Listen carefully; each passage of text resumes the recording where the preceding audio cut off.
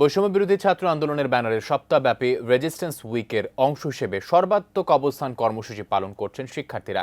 এই মুহূর্তে শাহবাগে আছেন সহকর্মী জাহিদ হোসেন। অবস্থান কর্মসূচির আরও খবর জানাতে যুক্ত হচ্ছে তার সাথে।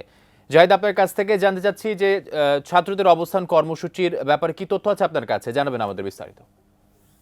শাহবাগ ঘুমায় না, শাহবাগ জেগে থাকে। এবং আজ 15ই আগস্ট মূলত অন্যান্য বছরে যে সকল আমরা সংগ্রামের প্রতিচ্ছবি দেখতে পেতাম, এবছরের দৃশ্যত কোনো চিত্র দেখছি না, কিন্তু অন্য একটি ঘটনা কিন্তু ঘটছে।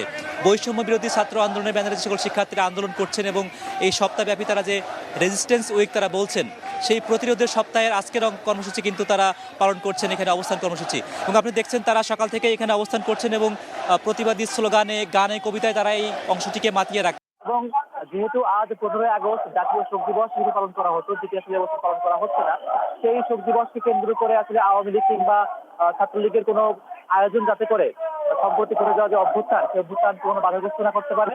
একই সঙ্গে যেই অন্তর্বর্তীকালীন সরকার গঠিত হয়েছে, সেই সরকারকে আসলে যাতে অবস্থানটাকে নড়বড়ে করতে না পারে, সেটিকেই মূলত আসলে করে তাদের অবস্থানকে সুসংহত করতে পারেন, সেজন্য শিক্ষার্থীরা অবস্থান নিয়েছেন।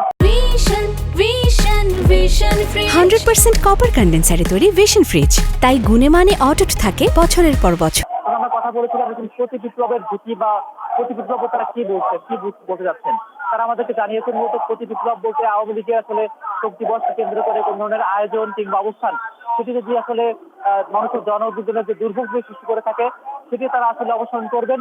এর পাশাপাশি ছাত্র জনতার যে গণ অভ্যুত্থানটি ঘটেছিল, সেটি যাতে করে আরো বেশি দৃঢ় থাকে এবং এই অন্তর্বর্তীকালীন সরকার যে সকল সংস্কারের উদ্যোগগুলো নিচ্ছেন, সেগুলো বেশ ভালোভাবে দায়িত্ব পালন করতে পারে, সেটা আশা নিয়েই আসলে মূলত এই অবস্থান কর্মসূচি চলছে। এবং একই সঙ্গে শেষ করতে চাই তথ্য দিয়ে তারা কিন্তু দাবি জানিয়েছেন সাবেক প্রধানমন্ত্রী শেখ হাসিনা তার আসলে আন্তর্জাতিক অপরাধ ট্রাইব্যুনাল গঠন করেই বিচারটি করতে হবে, যাতে করে বিশ্বব্যাপী এই ট্রাইব্যুনালের রায়টি এসে গ্রহণযোগ্য হয়।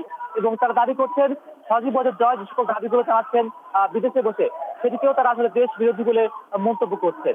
পরবর্তী কোনো পরিস্থিতি হয়তো বা এই অবস্থান কর্মসূচি আরো কোনো খবর জানাতে আপনার সঙ্গে যুক্ত হবে। আকাশ।